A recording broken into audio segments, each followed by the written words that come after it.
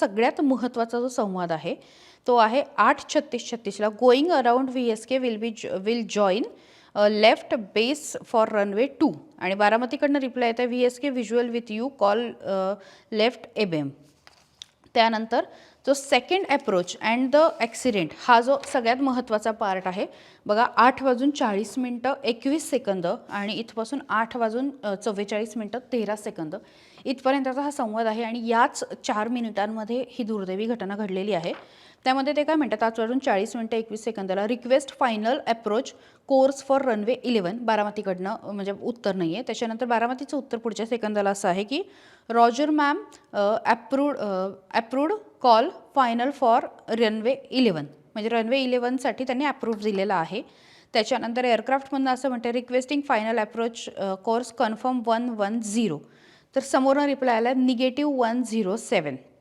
आता मला खरंच माहिती नाही की हे -107 म्हणजे उतरायचं नाही आहे का किंवा आता विंड व्यवस्थित नाही आहे, काय नेमका हा कॉल होता हे लक्षात येत नाही आहे.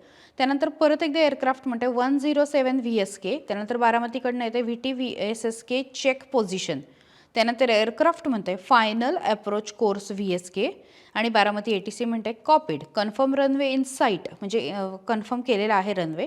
त्यानंतर एअरक्राफ्टकडनं असं उत्तर येते तेव्हा वेळ झाली होती 8:43 call you runway in site VSK.